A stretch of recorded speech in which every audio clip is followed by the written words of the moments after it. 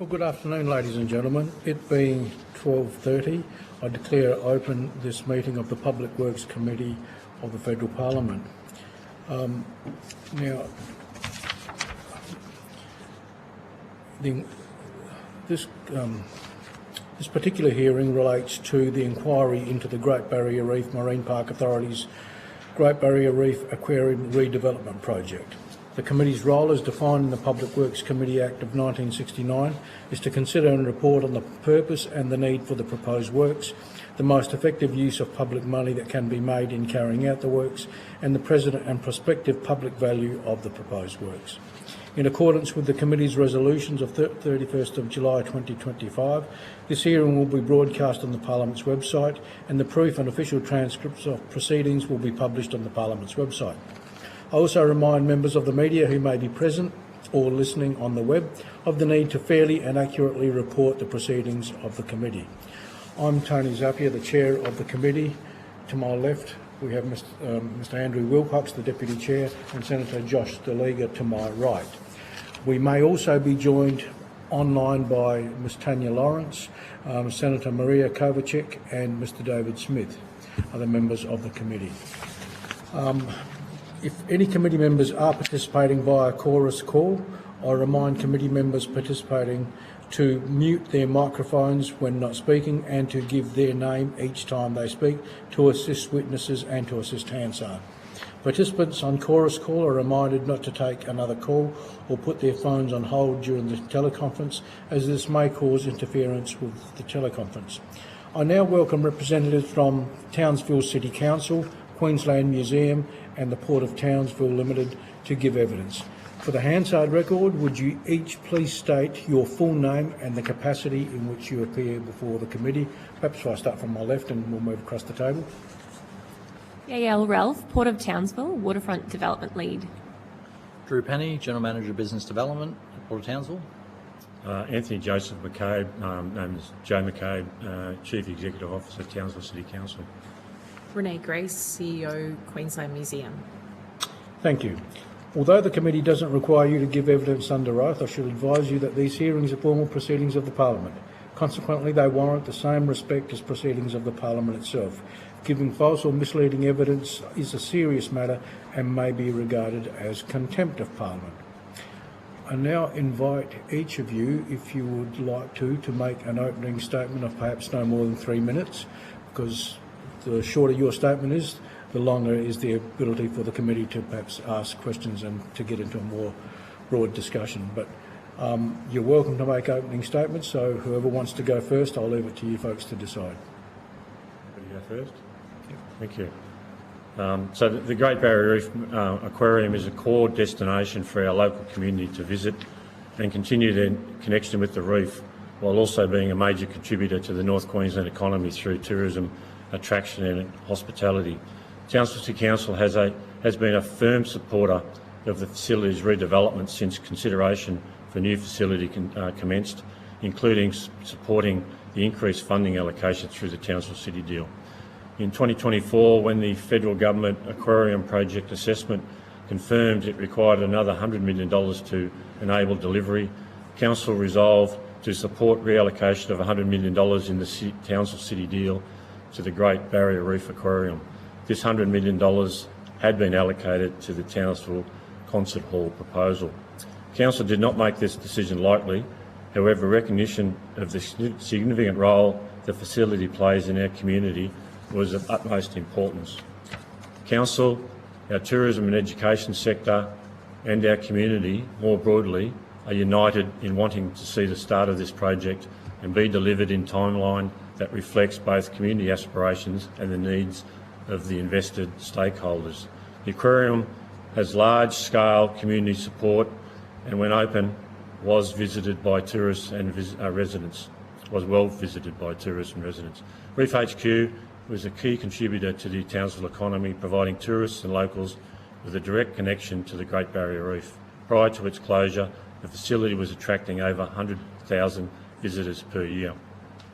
Since its closure in February 2021, the economic loss attributable to the facility's absence is estimated to be over $159 million in lost direct visitor expenditure and over $272 million in lost total regional economic output. Forecast to be closed for only 2 years, the protracted nature of the aquarium renewal is impacting our city. The city has worked to grow the visiting cruise ship industry with the expectation that the aquarium will be a key feature of the visitors' day trips, providing them a unique experience to see the Great Barrier Reef within the living coral display.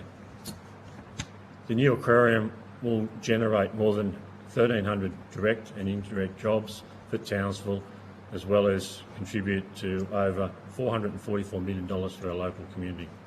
No other community or tourism project in the region promises the same scale of economic benefits, global profile and education and conservation advantages. It has reached a point where reopening is paramount to the city's economic growth. I thank you for your consideration. Townsville City Council looks forward to seeing construction commence as soon as practically possible. Thank you. Thank you, Mr McCabe. Do any of the other witnesses want to make an opening statement? Yes, sure. Sure. So Mr Penny? So thank you, Chair and committee members, for inviting the Port of Townsville to provide evidence at their hearing today.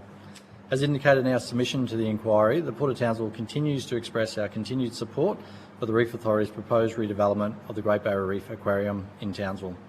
The Port is the trustee for the land on which the aquarium is proposed to be located. Throughout the project, we've worked actively with key stakeholders present today in supporting the Reef Authority's endeavours. The Australian Government's continued commitment to the delivery of the Great Barrier Reef Aquarium development is a strong investment into the future of Townsville and Northern Australia. We appreciate the opportunity to provide our endorsement for this critical project to the inquiry and look forward to seeing the project continue. Thank you. Ms Grace? Queensland Museum was established in 1862. We have 4 sites across Queensland, with QMT, Queensland Museum Tropics, being one of them, a flagship museum dedicated to the natural history of the area, particularly around the advancement of the Great Barrier Reef. We are fully supportive of this project. We would like to ensure that we continue to work collaboratively with the Great Barrier Reef Aquarium. We were established in 2000 as a purpose-built facility to be strategically located to create a co-located cultural and scientific precinct. This was very much to ensure that we could align with programming, exhibitions and visitor services in this area to increase tourism for the city of Townsville.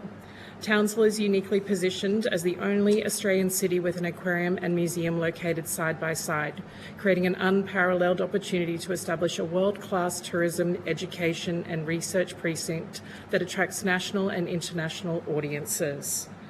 Queensland Museum Townsville also houses the largest collection of marine vertebrates from the Great Barrier Reef, alongside internationally significant hard coral and marine vertebrate specimens. Our coral bank serves as an Australian central geometric repository for coral diversity, and it's so significant that we work in parallel with the Great Barrier Reef Aquarium into the future. Thank you, Ms Grace. Just for the benefit of the witnesses, Senator Maria Kovacic is on the line. Maria, can you hear us? I can indeed. Thank you very much, Chair. Thank you for joining us. I'm going to kick off with a question or two and then I'll hand over to my colleagues.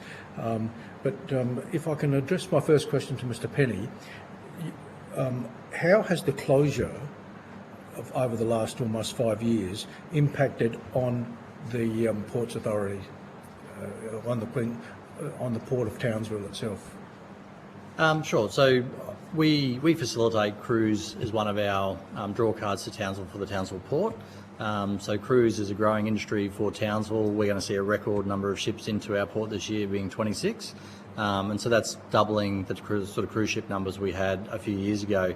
The aquarium provides a really key tourism destination for those guests when they arrive into Townsville. So not having the aquarium has kind of impacted the passenger experience for cruise ship passengers, and they're very much looking forward to seeing it return. Can you advise the committee as to whether it's actually affected passenger numbers? No, obviously, seeing growth in what we're doing here in Townsville has largely been related to our channel upgrade project. So we recently completed a $251 million widening of our channel, and that's enabled us to bring larger ships into Townsville, and cruise ships have been a real key growth area in that space. So our numbers are growing through our investments and enabling capacity. But one of the things that we do need is to make sure we've got tourism product for those passengers. So when we go from a ship of 1,200 passengers, which is what we were doing, to now ships with 3,000 passengers, we need tourism product for those passengers to go to. And the aquarium, being so closely located to the port, is ideal for that type of passenger experience. Thank you. I've got other questions, but I'm going to go to the Deputy Chair. Andrew? Thank you very much, Chair. My question to Ms Grace. Could you explain how your organisation collaborates with the aquarium? In the past, we've offered education programs together. Currently, with the aquarium closed, we are always open to collaborating with public programs with the staff. We've hosted, while it was open, events that would attract 500 people in the evening. So it was very much more of a public-facing destination creation sort of partnership. Is there any joint ticketing, like if you go to There the was museum, joint ticketing, yes. Since the Reef HQ has been closed, or the aquarium has been closed, we've actually had to offer free ticketing, so no ticketing, free entry, in order to retain our visitation. So it has impacted the museum. We've changed our operating model. Could you quantify that? Do you know the number? How much it dropped, or what would be the cost in that? We looked to change our operating model because of the drop in visitation. It was around 10%, but it is something that has been stagnating, so it's a bit greater last financial year. I think that it's now at a stage where we're offering ticketed exhibitions within the museum to attract locals, but giving them a free experience. We have about 40% tourists that also come through the door. The area is very quiet during the day, so we're having to support the museum and offer different programming. Thank you. Question for Mr McCabe. What will happen to the concert hall with the redirection of the money? So we're negotiating with the federal government at the moment for the reallocation of there's $5 million left in terms of the city deal funding. So we're negotiating on that. We're looking at allocating a small portion of that in terms of a business case for a future concert hall. At the moment, it's really subject to the advocacy with the state and federal governments in terms of what happens with the future concert hall. But when we reallocated the money, we thought it was more important in terms of the future of the city to get the $100 million into Reef HQ to get that going, because that was a key part of the fabric of the city that was missing. So, and the council agreed. So in terms of the concert hall, that's an ongoing sort of advocacy sort of process with both federal and state government. All right, thank you. And to Mr Penny, will is that the ideal location on your port's land where that lease is, where the aquarium's going?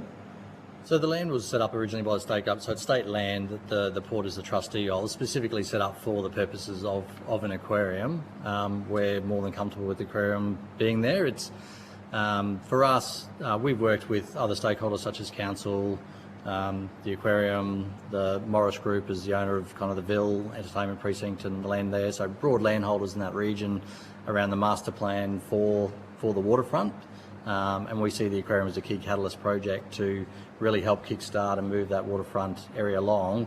The aquarium is kind of ideally located at the entrance to that waterfront precinct. Thank you, and thank you, Chair. Josh. Sure. Thanks very much, Mr. McCabe. I was just going to ask you about your about the impact on the local businesses and the local community around the aquarium since the closure. What's been the impact? Certainly there's been substantial impact, particularly on the CBD as well. So the CBD, I guess, over the years has declined, and it's not just because of Reef HQ is not there. So we're working actively with Economic Development Queensland and other stakeholders to stimulate the CBD in terms of, I guess, the immediate, but also the future in terms of future development within the CBD. So the Reef HQ is a really important part of feeding people into the CBD and that sort of priority development area, which includes the port and the Reef HQ area. So it's absolutely vital to us in terms of our central business district as well as the area sort of down near Reef HQ. And in your submission, you noted about their significant impact on jobs and in particular hospital jobs. Can you explain this to us? Hospitality jobs. Oh, was it hospitality? Yeah, Was it? Oh, so it's, sorry. it's about the restaurant and industry as well. Yeah, okay, typo, yep. Yeah, that's right. Hopefully not typo on my behalf. Yeah, okay, so yes, so obviously what you're saying before, like, Yeah. Yep. That's all for me for this one, Chair, thanks. Okay. Can I just, actually, I'll go to Senator Kovacic. Maria, do you have any questions? No additional questions from me. Thank you, Chair. To Ms Grace, did I, and I may have misunderstood you, but my understanding is that as a result of the closure of since 2021, it affects the museum, or the museum's been affected. Yes, it has been Can affected. I just clarify, to what extent? Can you give us sort of an idea of the kind of impact it's had? Yes, so when Reef HQ closed, the museum also undertook repairs, just to give some context, on our roof. So we also closed for a couple of years. So that the impact wasn't obvious at the beginning of the closure, but since it has been closed for a significant amount of time, we are seeing that was an initial 10% drop in our visitation. We introduced a new operating model which was to offer free entry into the museum. That has had an economic impact on the museum, so there's twofold with the impact. And Mr McCabe, we were out there this morning having a look at what's there right now, and we saw the state it's in. And I think you made reference in your own comments to that end of town being somewhat neglected, or words to that effect. Does the city itself, the City Council, have any plans for any additional works at that end of town if the redevelopment goes ahead? So what the council needs to look at is how that area is connected with the Strand. So we're looking at, as part of the CBD works, we actually need to not just focus on the central business district, but how it actually relates to the Strand and that whole area. So you just can't look at it separately. So in terms of connectivity, better connectivity with the CBD and also the Strand and round to the port is really important. So we're going to need to work with other stakeholders to work through that. So it's part of our work that we're doing now. We're looking at those sort of opportunities. Okay. Sorry? You've got another question? Go for it. Thank you, Chair. So, Mr McCabe, tell me about the transport connectivity. Like, obviously we want as many people as we can if this gets the green light to go ahead. For buses, obviously there's no trams or trains here, but... Public transport is a key challenge for the city. So that certainly needs to be improved, and we need to work with the Department of Main Roads and Transport to work through that. But that is a key problem for the city in terms of transport. So that's no denying. So we need to look at opportunities in terms of when Reef HQ opens, what opportunities do we actually need to take in terms of not just with the port, the airport, and with other sort of key sort of areas in the city, because at the moment the transport is just really not there. So we need to look at that in the next couple of years so that I guess Reef HQ can hit the ground running. Car parking in that area, Mr McCabe? Is there much? Again, we're doing a car parking study for the whole area. So I think there's car parking across the road. I think it's the Hive area. So there is car parking there. Some of those areas may be developed into the future, but certainly we need to look at the car parking in terms of how that sort of develops over the next sort of 10 to 15 years. And a while ago there was a project mooted to go a walking bridge or something from Palmer Street across to that sort of precinct. Yes. Is that still on the cards, or where is that at? So when the council approved or agreed to the $100 million going from the concert hall to the aquarium, council conditioned that on getting federal funding for the bridge to go from effectively Flinders Street East to Plume Street. So that remains subject to ongoing advocacy with the federal government. That's what we actually want to see. That'll connect up not just the CBD Strand and Reef HQ but also Palmer Street. So it's really actually looking at that. So connecting all those different areas, which I think is a real challenge at the moment. So that's subject to ongoing advocacy with the federal government. Because it's a good idea when going this way, but then when the footy's on, people can go the other way as well, right? So, They can. so Go my both ways. question, I don't know whether it's to you then, maybe it's to Mr. Penny, would that bridge then disrupt boating traffic, or would that be far enough up so it would be okay? Yeah, look, I mean, it's a council question really in terms of proximity. It's on council kind of water. It's outside the port kind of limits for water areas, but it has been placed so that it won't have an impact to the yacht club and those sort of things. That's certainly, sorry, through the chair, that certainly has been considered as part of that advocacy. So we don't believe that's an issue. All right, appreciate it. Thank you, Chair. No, thanks, Andrew. If I could just go back to Mr. Penny, can you just explain to us or anyone that's following these proceedings what the leasing arrangements are between the Port of Townsville and the Aquarium? Yes, for sure. So the Port of Townsville, as the trustee for the lands, has in place a lease with the Reef Authority in relation to the aquarium site. The proposed development does seek to have a larger footprint, to which where the Port Authority is supportive of that. We obviously need to get our shareholding minister's approvals in terms of that lease, but generally speaking, we're supportive of that. It'll be on the same principal terms and conditions of the existing lease. It's a long-term lease out to 2061 current lease. So that's the sort of broad terms that we're still looking Sorry, when to was have. it up to? 2060. The current lease is to 2061, but the additional 2061. lease will be a longer period. Okay. And there's a reason for that. Yeah, and is the lease a lease that allows the Reef Authority to then extend it further if they wish to? Because it's a sublease arrangement, we're only the trustee. It'll need to be a new lease entered into each time. There's no mechanisms for options or extensions onto that lease.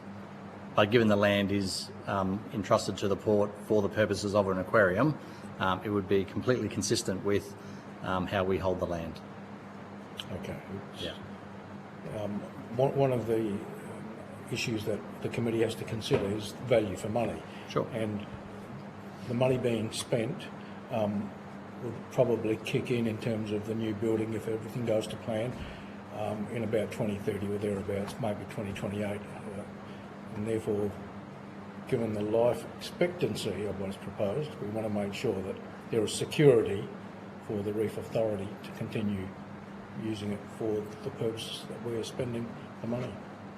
Yeah, no, fully understand. We'll work through those details with the Reef Authority. But like I said, given that the land is designated for aquarium purposes, that is the use for that land by the state. And then, I suppose in terms of value for money, the lease is effectively a peppercorn lease, so is provided to the Reef Authority for no value. Is there any negative downside for the port as a result of having the aquarium there? No, the port looks forward to having the aquarium back there. Like I said, it does help with our cruise ship and visitation and what we can offer to try and attract more crews. The port holds other waterfront lands. Having the aquarium back developed creates activation in that area and helps us then with further developments that we might like to proceed with along the waterfront. So we see it offers multiple values. Yeah. And to Ms Grace, with respect to the current design, I don't know if you've been shown what's proposed. Has the museum been consulted with respect to what is proposed in the new redevelopment?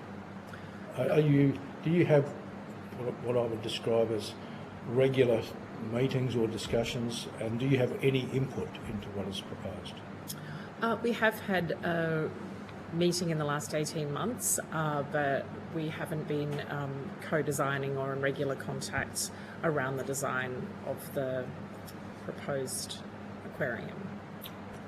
Given that, I would expect that there would be good reason, I think you outlined this in your own opening statement, for the redevelopment to take place. I would imagine that there is some areas where you would have some interest in what is happening over there, and vice versa perhaps.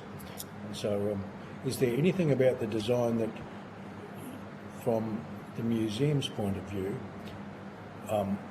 things could have been done differently that you're aware of? I think that the collaboration is very important and not duplicating spaces. Our spaces are quite underutilised. So, for example, even from a back of house perspective, we have 20 staff and we have a very large back of house area, about 2,000 square metres. 600 of those square metres is for the collection. Our front of house is around 3,000 square metres, but we do have areas for education, for theatres, for all the opportunities that I think that we could work together with the aquarium on, as well as cafe and retail. And that's what I'm alluding to, that sort of collaboration might be useful to both sides, and I was just curious to what extent you've had it, you want to say you, the museum, has had any input into what has been proposed.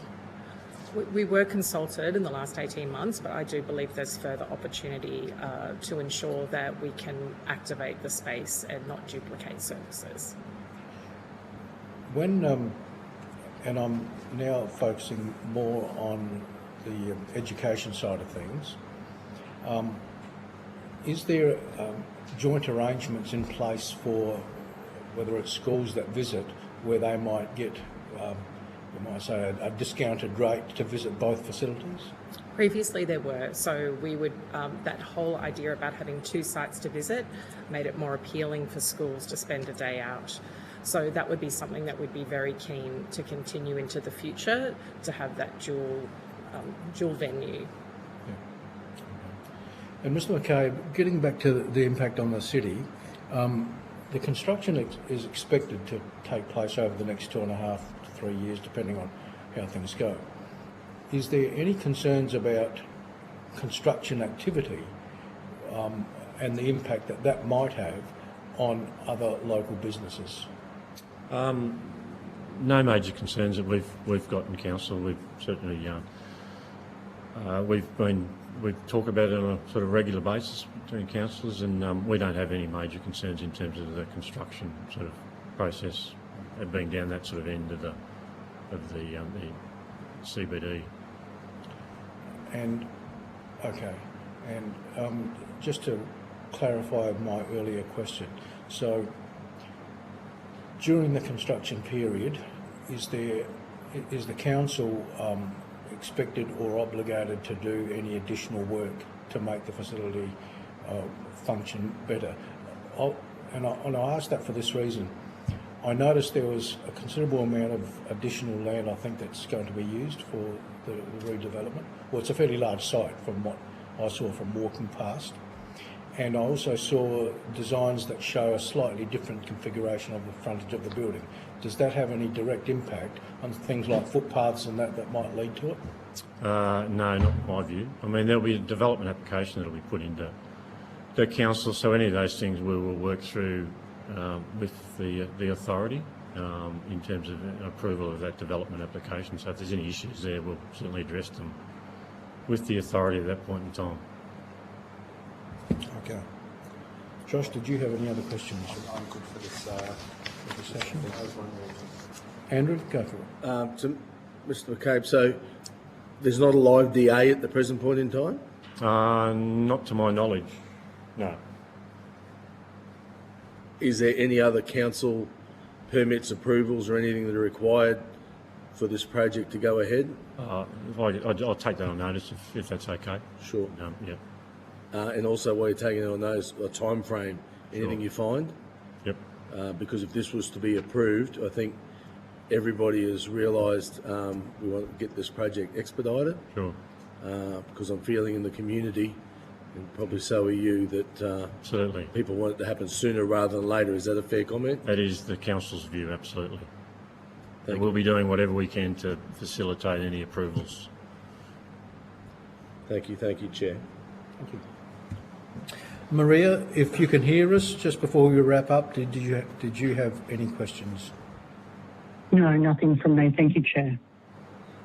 In that case, I thank you all for your participation in today's hearing. If the committee has asked any further questions, and we just had one just a moment ago, can you please provide the responses to that as soon as you can and provide it to the committee?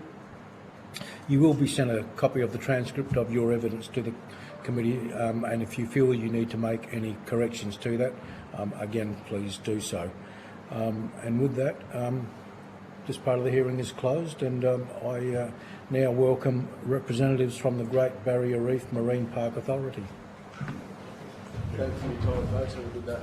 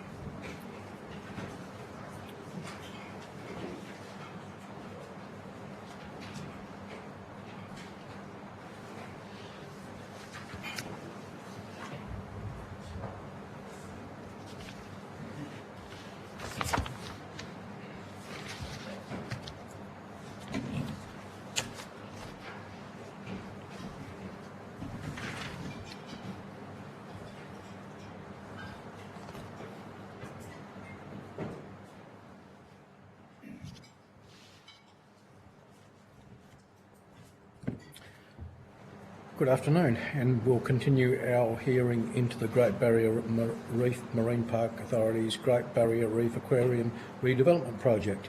And for anyone who's just joined us, we have as witnesses before us the Great Barrier Reef Marine Park Authority witnesses. For the Hansard record, would you each please state your name and the capacity in which you appear before the committee? Who wants to go first? Josh, perhaps, as the... Thank you, Chair. Josh Thomas, Chief Executive Officer, Great Barrier Reef Marine Park Authority. Thank you, Chair. Fred Nusafora, General Manager of Major Projects for the Great Barrier Reef Marine Park Authority. Christine O'Connor, Director, Great Barrier Reef Aquarium. Peter Dixon, Quantity Surveyor with RLP under Reef HQ. Jamili Fletcher, Chief Operating Officer.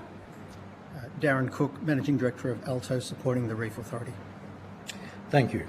Although the committee doesn't require you to give evidence under oath, I should advise you that these hearings are formal proceedings of the Parliament. Consequently, they warrant the same respect as proceedings of the Parliament itself. Giving false or misleading evidence is a serious matter and may be regarded as contempt of Parliament. I now invite you to make a brief opening statement before we proceed to a discussion. Thank you, Chair, and welcome committee members. I'd like to start by acknowledging traditional owners on the lands on which we meet today, the Gurrumbul Barra, Woolguru, Kabara and Bindal peoples, and pay my respects to their elders past, present and emerging. Thank you for the opportunity to appear before the committee today regarding the Great Barrier Reef Aquarium Redevelopment Project. The Great Barrier Reef is one of nature's most extraordinary wonders, World Heritage listed, visible from space, breathtakingly beautiful and profoundly significant to Aboriginal and Torres Strait Islander peoples. Established under the Great Barrier Reef Marine Park Act in 1975, and the Reef Authority is celebrating 50 years of world-leading marine park management. For a great proportion of that time, 34 years to be exact, the Australian Government, through the Reef Authority, has provided a national education centre for the Great Barrier Reef for Australians and people from all over the world to visit. An integral component of our work supporting the day-to-day management of the Great Barrier Reef Marine Park is education. The Great Barrier Reef Aquarium has and will continue to provide people of all ages and abilities from local, national and international points of origin with the opportunity to experience a living coral reef on land, and through this experience develop a deeper understanding for its outstanding universal value and need for its protection. Since opening in June 1987, the Great Barrier Reef Aquarium has stayed true to its mission to replicate the reef on land for all ages and abilities to enjoy, while also inspiring visitors to act towards protecting the real thing. The redeveloped facility will build on this legacy as Australia's award-winning national education centre for the Great Barrier Reef, a pillar in edu-tourism and marine science, showcasing the depth and breadth of Australia's commitment to protect the reef. The Great Barrier Reef Marine Park Authority has presented the aquarium project to the committee twice before, in 2020 for critical safety works and 2021 for the staged refurbishment and transformation of what was formerly better known as Reef HQ Aquarium. And I acknowledge the substantial public investment and responsibility entrusted to us to deliver the project. From the outset, the Reef Authority has been committed to strong stewardship of taxpayer funds and to delivering a contemporary facility that all Australians can be proud of. This is a commitment we take very seriously and underpins every decision we make. It's important to acknowledge that the redevelopment of the world's largest living coral reef aquarium, built almost 40 years ago, is a considerable and complex undertaking. The project encompasses a multifaceted array of technical, logistical and biological challenges, each with interdependent variables that demand meticulous planning and precision execution. The project has been affected by factors outside our direct control, such as significant cost increases across the building industry and associated supply chain challenges due to the COVID-19 pandemic. We also recognise that there has been public concern regarding extended reopening timeframes and the perception of budget uncertainty. I want to assure the committee and the wider community that we are taking all practicable measures to ensure the project is delivered effectively and efficiently. We are in a very strong position to deliver a world-class facility thanks to the support of Townsville City Council and the Commonwealth, with the most recent allocation of $100 million to secure the future of the Great Barrier Reef Aquarium under the Townsville City deal. Over its life history, the aquarium has undergone various upgrades, maintenance and improvements to keep the facility operating safely. These works were often precautionary solutions in response to the effects of a harsh tropical coastal environment and saltwater degradation. Despite the critical safety works conducted between 2019 and 2021 and other minor refurbishments over the years, the superstructure of the facility is as it was constructed in the 1980s and is now presenting other key issues, including structural degradation and evidence of concrete cancer throughout the building, potential risks identified with the mullions that support the acrylic windows within the aquarium, and other building non-compliance issues. The scope of works proposed as part of this redevelopment will address these deficiencies and extend the life of the facility for many generations to come. Economic and financial analysis of this project has identified that the proposed works will deliver a national asset that will welcome more than 165,000 visitors in its first year of operation and as many as 4.5 million out to 2055.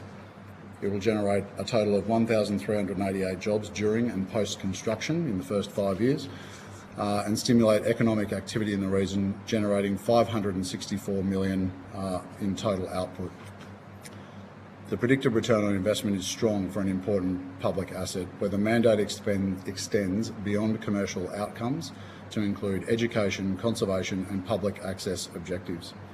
The Great Barrier Reef Aquarium is poised to become an iconic destination, captivating visitors with a mesmerising underwater world and celebrating the unparalleled beauty of one of the planet's most precious natural treasures.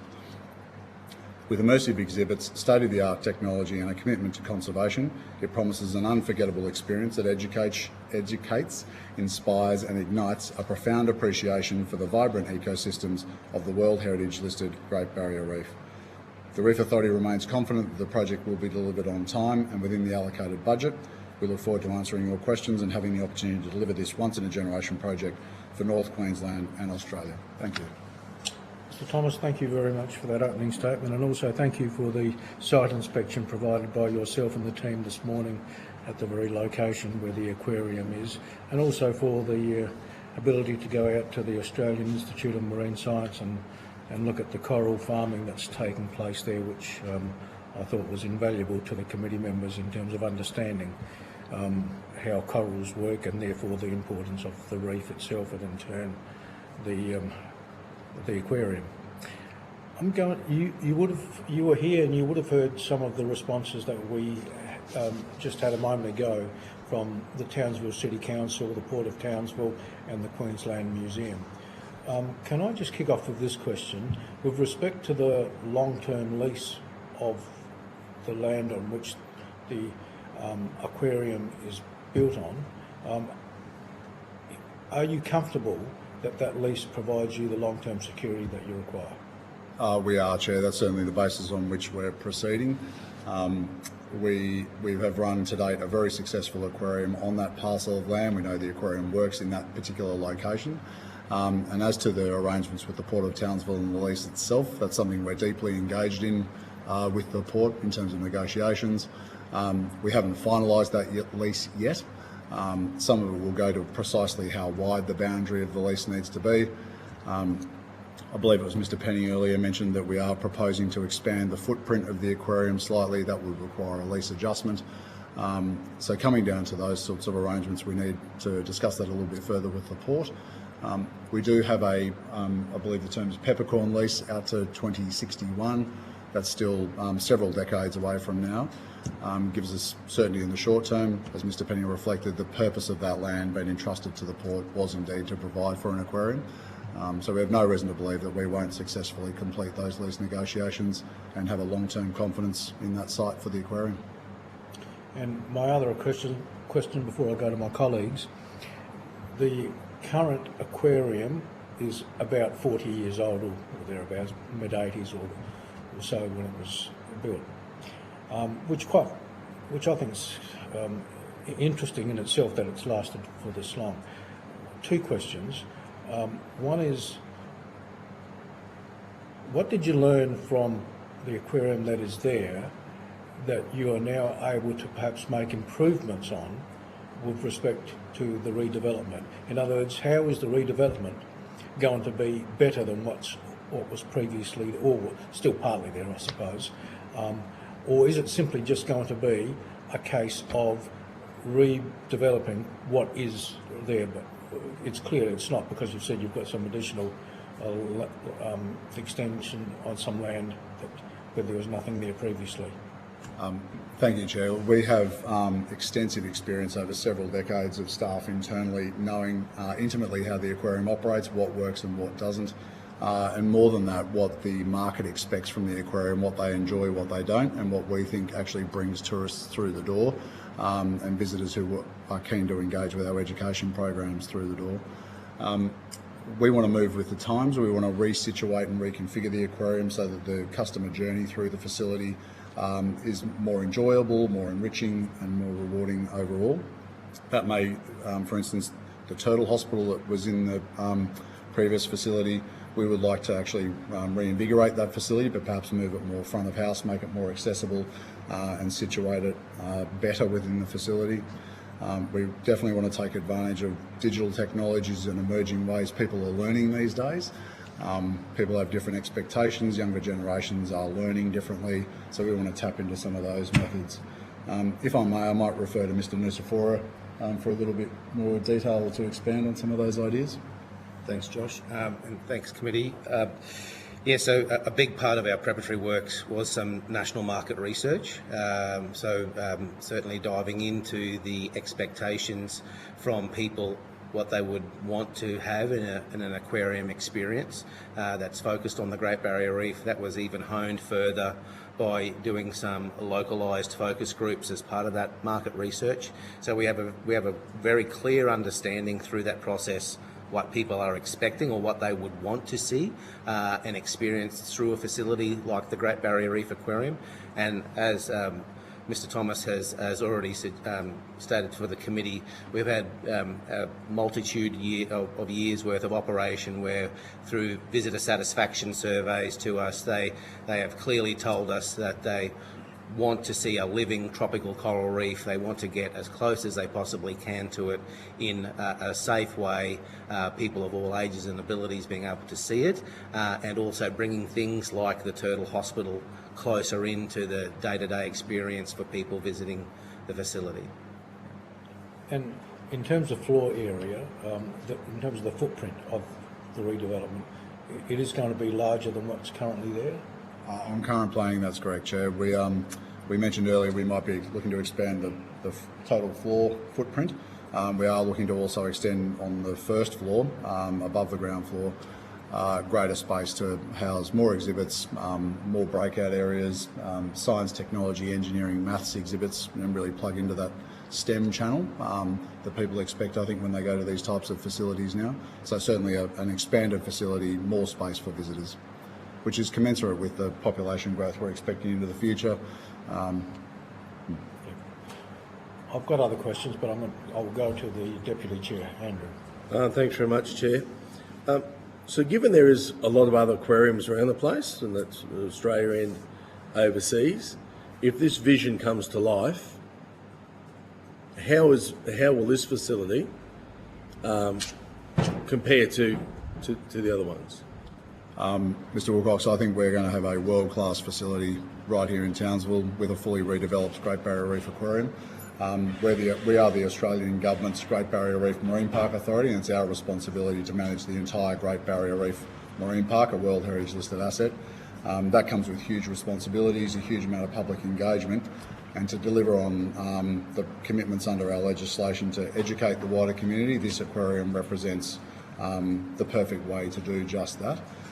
As the Australian Government's aquarium, I think all of the content that we'll be presenting is highly credible, particularly to international audiences, and gives us unique opportunities to partner with others like the Australian Institute of Marine Science right down the road here in Townsville, James Cook University, an incredible marine science offering there.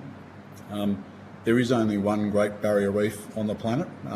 There are other aquariums along the Queensland coast, but no other aquarium that is focused solely on being the national education centre for the Great Barrier Reef.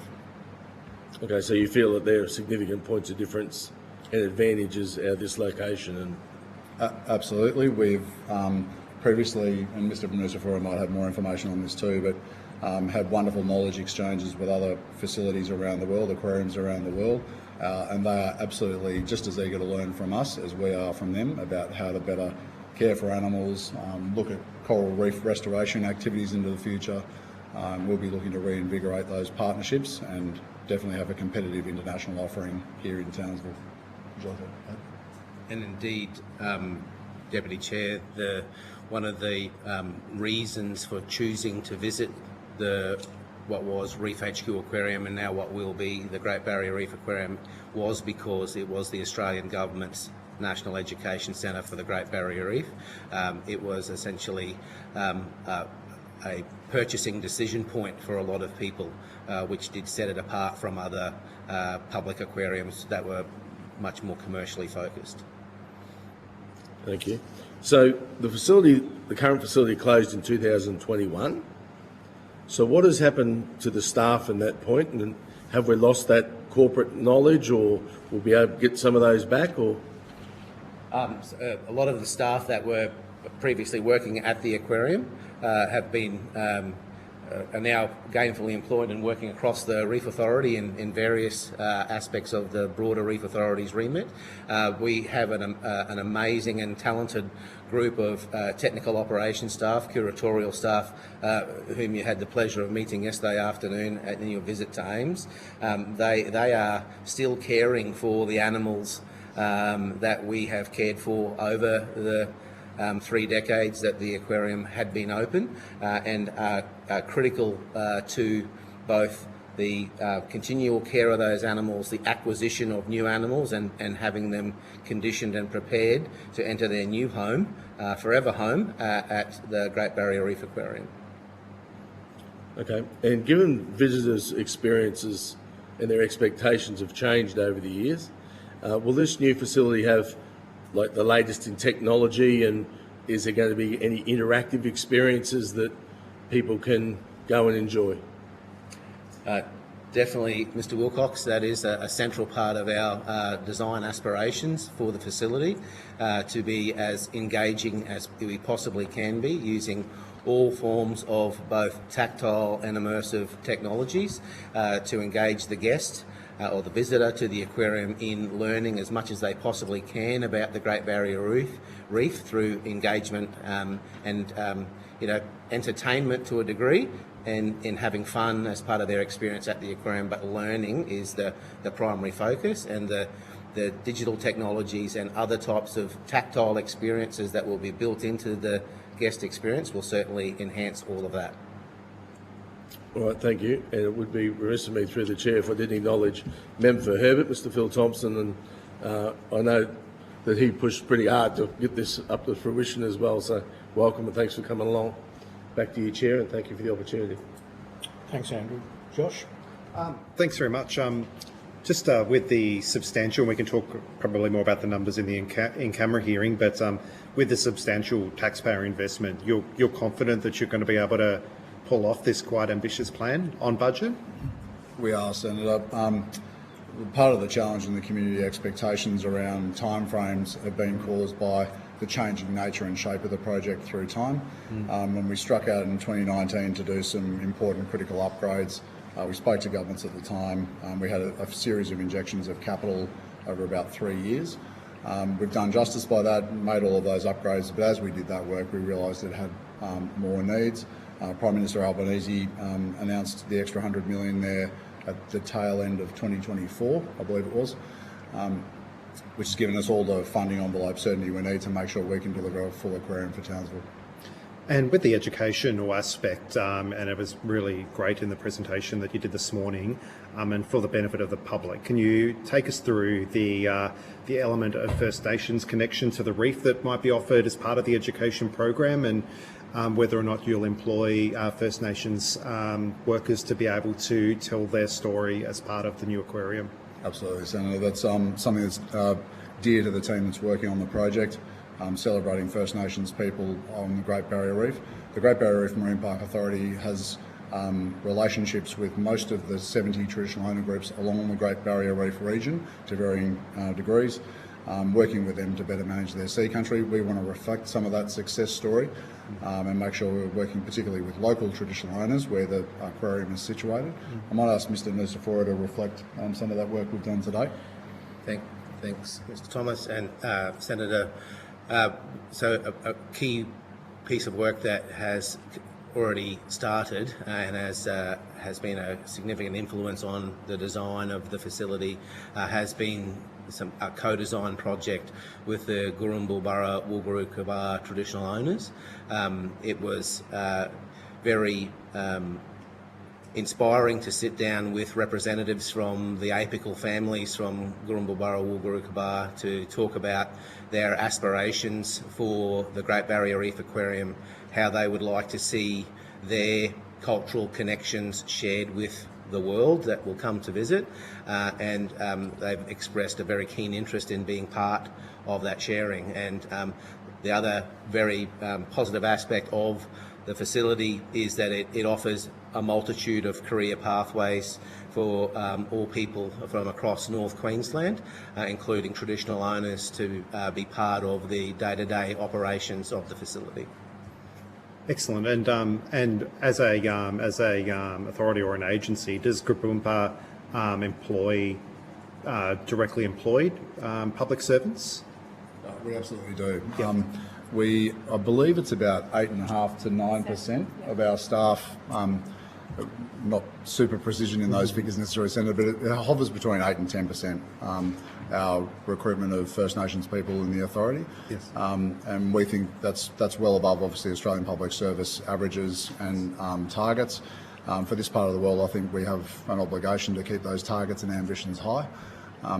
Together with our Queensland Parks and Wildlife Service partners in managing the actual park, so beyond the aquarium, there are also a range of measures through that program to make sure that traditional owners can get out on country, can be employed as rangers if that's what they want to do, and meaningfully engage with sea country.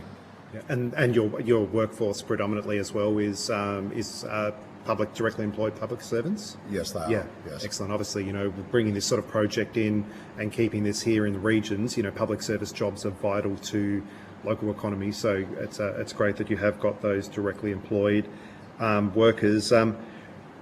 What can people expect? Like we were talking about this a bit this morning in the briefing. When they come through and they buy their tickets to go through and experience the new aquarium in 2029, what are they? How long can?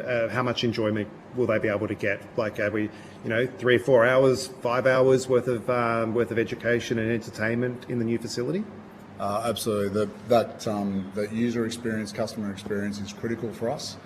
We want people to stay and enjoy the facility. We don't want to rush them through. We want them to linger, learn. But I might ask my colleague Christine O'Connor to elaborate on that. Yeah, as mentioned this morning, our core focus is education, and we want everyone that comes through the door to appreciate the Great Barrier Reef, and by providing the largest living ecosystem on land, we have an obligation and an opportunity to do that. So through our designs, we'll make sure that there's a lot of dwell time spaces with seating in front of the major windows. Our other point of difference is that we do recruit volunteers when operational. We had over 140 active volunteers. So every guest that came in the aquarium had the opportunity to talk directly with a human being and actually learn from them. So they're not just looking at a pretty fish swimming around or at some text or on an audio. They're actually engaging with real people that know and understand the Great Barrier Reef, and that goes to our mantra to educate everyone who walks through that door to appreciate and then conserve the Great Barrier Reef. So it's really hard to quantify because it depends on your market. Tourists can come in, and especially the international tourists, they'll stay the entire day because they're completely mesmerised and they don't get this opportunity in their own hometown. So they will stay the entire day, but then there's we have a large portion of locals, and they generally take up the membership offer, so they come quite frequently, so their visit might be a little bit shorter. But on average, I'm fairly confident that the average dwell time will sit at around that 3 or 4 hours, so they'll get really good value for money out of the admissions. Yeah, that's fantastic, and obviously there'll be plenty of opportunities for schools from local and afar to come by and to be able to participate. Yes. Yeah, excellent. That's. I might just pass over there to you, Chair. Thank you. And Mr Wilcox had acknowledged Mr Phil Thompson, the member for Herbert, who is here and has joined us. I believe we're in your electorate, Phil. Yeah. You're not listed as a witness, but I will give you the opportunity, if you have any questions, to either pass them through to the Secretariat or to one of us, and we'll ask them for you. So, can I just go back to some of the costings, and I'm not talking about detailed stuff here, but this is a pretty unique design. It's not like we build aquariums like this every day of the week in Australia. How did you select the consultants that you've worked with for this project, and how much of the, you might say, design work was in-house? Senator, I'll just start with a very brief intro, but we are first and foremost Australian federal public servants, and building huge construction projects like this is not our core business. Having said that, we do have a lot of in-house staff that have been running the facility itself for a long time, and we do have some staff internally with very relevant skills and high capability that are stewarding the project. So we will be the hub for the project, and we're setting up all the apparatus and expertise around us to make sure we can deliver the facility. Is this a... We'd love to take this one. Do you want to elaborate on that at all? Oh, I think Mr Thomas has answered the question very well, Chair. So the long history of staff that have been working at the aquarium. Myself was director there for approximately a decade. Christine's been there for over 15 years now. The Director of Capital Works, who is heading up the project management of the Capital Works, has been part of the facility for over 15 years, has worked in aquariums both here in Australia and around the world. So we do have some very good skill sets within our house, but also we're looking to bring on the additional skill sets that we'll need to finalise designs and then deliver construction of the facility down. And Chair, if I may just add to that, we obviously are setting out with very clear purpose and good governance around all of this work. We do have a procurement strategy which articulates or gives us direction internally about how we're proceeding to engage people through all the normal procurement channels. We'll do that in a staged way. We were talking a little bit earlier about development applications with council. We will go out to market, get design expertise in, confirm the designs are fit for purpose and affordable. Then we'll go through development application processes. Then we'll go to major construction procurement tenders as well. Okay. And my other question relates to the kinds of materials you might need to use for the aquarium. And we discussed this at the briefing earlier on this morning. But for the public record, what parts of the redevelopment, in terms of the materials, do you believe you will need to source from overseas? And how confident are you that A, you will get them on time, and B, that you will get them in accordance with the price that you will make allowance for? It's a challenging question, Chair, to answer into the future without sort of striking out and testing those markets, but we are certainly expecting that we'll be spending a mix of monies locally, more regionally and nationally, as well as overseas to acquire certain components or skill sets or materials. We obviously want the aquarium to be enduring, long purpose, low maintenance to manage. We want it to be affordable, and we also want it to be as sustainable as possible. So using all the best materials and energy technologies to make it sustainable for the future, to showcase what you can do with a sustainable building. It marries well with our mandate of broader conservation. My colleague Fred Nucifora might be able to articulate an example around the acrylics, for instance. Yeah, so as we were discussing this morning, the acrylic technology required for the aquarium is not manufactured here in Australia, it's manufactured overseas. The lead times for those acrylics can be upwards of 12 months. That's been well factored into our project plan and scoping for the delivery of the project.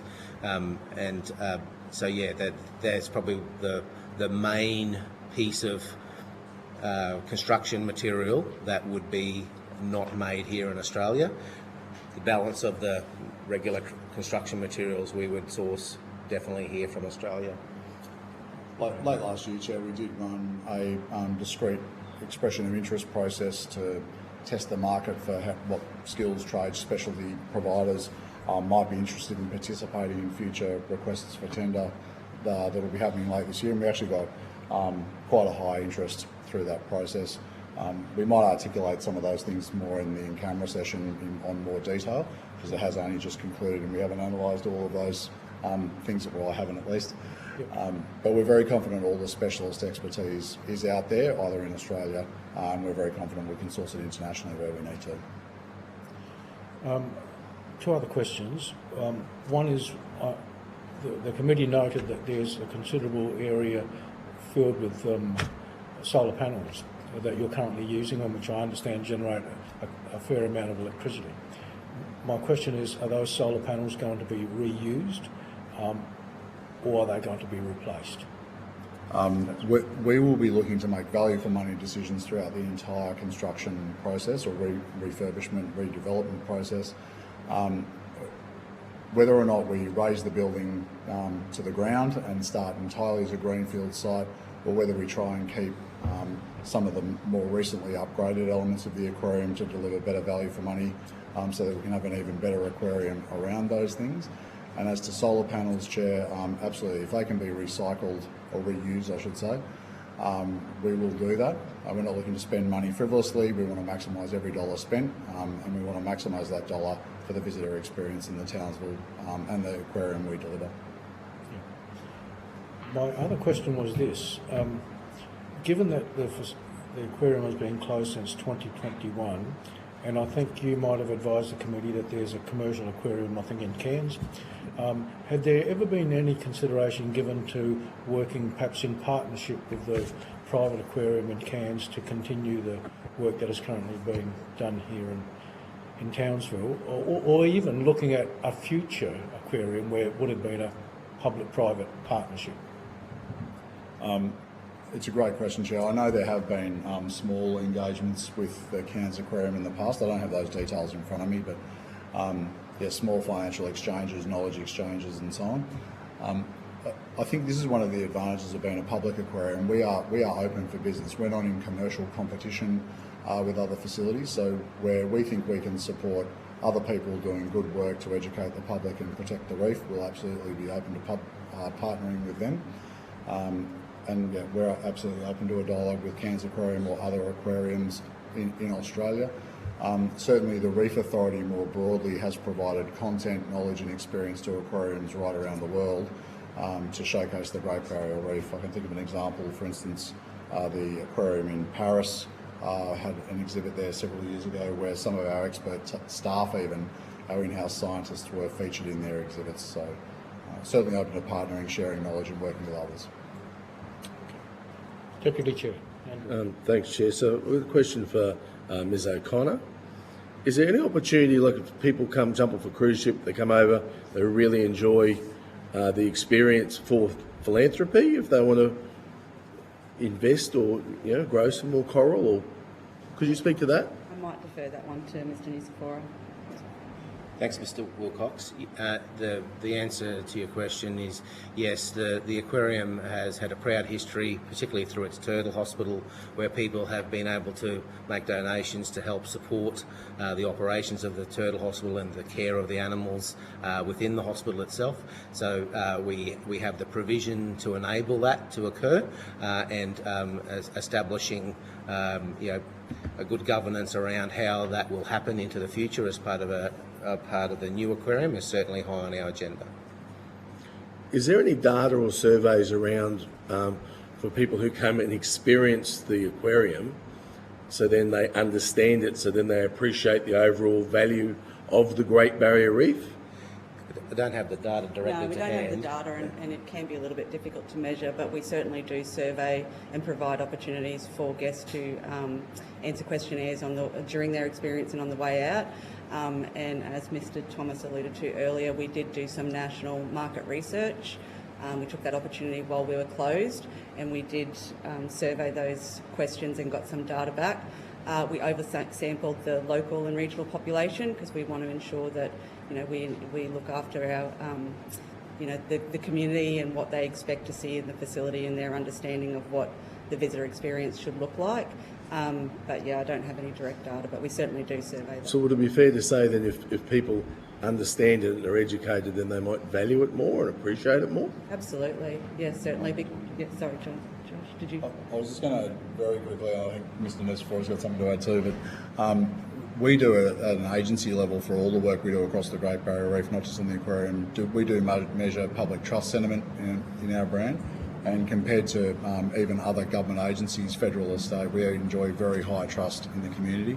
And we're very confident, there's some assumptions built in here, but very confident that that brand recognition and trust will rub off positively on visitors, such that they're trusting the information we're providing them about the value of the work and the investment going on in the reef. Frederick, I can speak to a tangible example from our past, Deputy Chair, with respect to the Turtle Hospital. We did some work with James Cook University looking into the potential for people's behaviour change after experiencing the Turtle Hospital.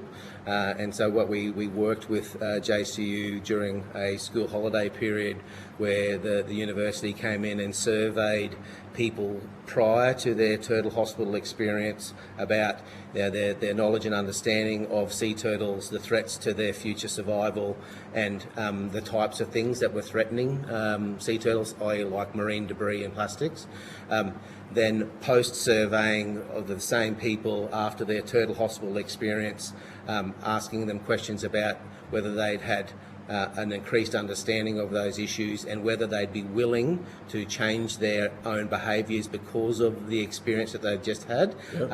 And there was a very high uptake in the respondents to say yes, they were willing to, and then a proportion of the people that participated in that survey also agreed for us to contact them 6 months after that, just to check in as to whether they were still doing the recycling they said they were committed to doing. Yep. And 52% of the respondents were still doing the thing that they were committed to after having the Turtle Hospital experience. So it's, to your point, by seeing the reef, seeing the animals that live on the reef, hearing their stories and the things that they need to help protect them for their sustainable future is certainly a powerful thing for people to better understand and then take action.